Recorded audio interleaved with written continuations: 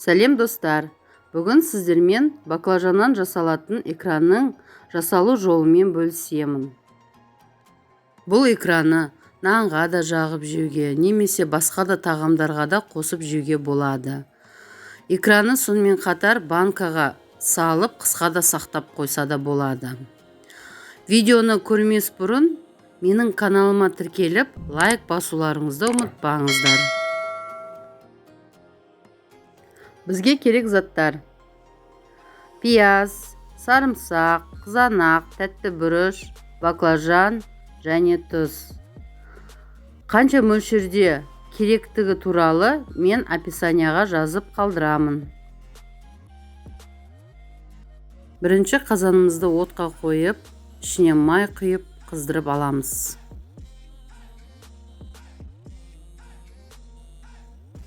Қыздырылған майға пиязымызды салып, 10 минуттай қуырып аламыз.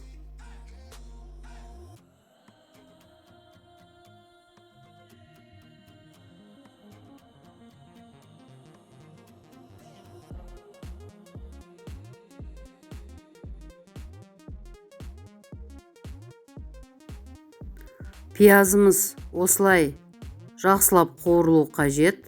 Үстіне тәтті бұрышты саламыз. Тағы да 10 минут жақсылап араластырып қуырып аламыз.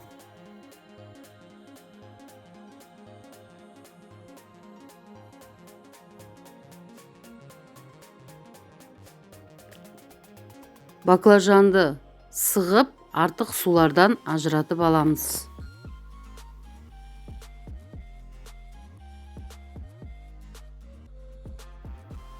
Бізде мынандай су қалу керек.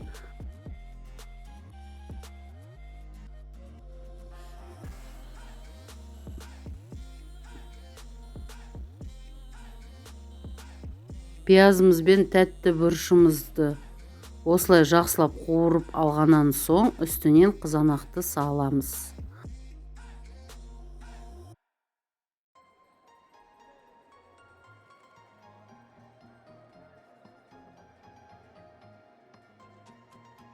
Көкөністерімізді жақсылап араластырып 15 минуттай қуырып аламыз.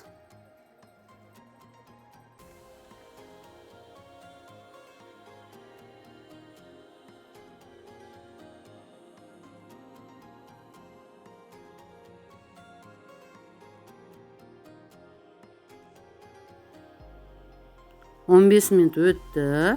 Енді үстіне баклажанымызды салып шығамыз.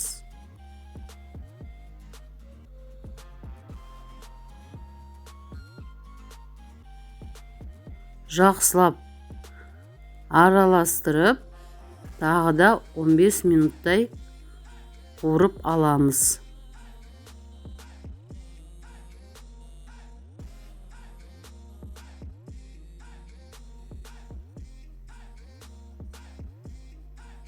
Жақсылап қуырылды.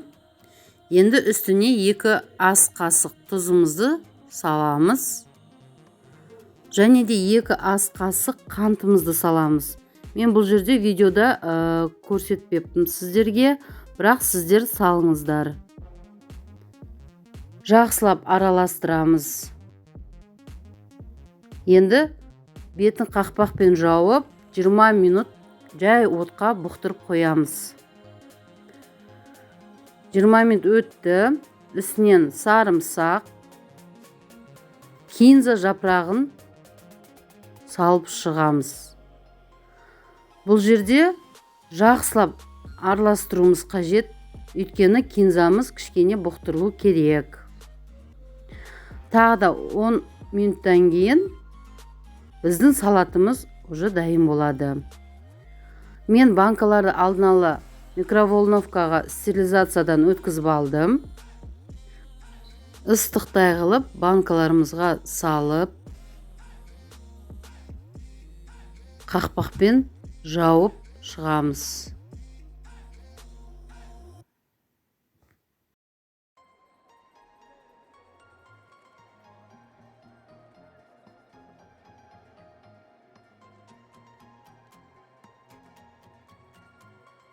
Банкаларымызды төңкеріп, бетін жылы орамалмен жауып бір түн қоямыз. Рецепт ұнаса комментарий жазуды ұмытпаңыздар.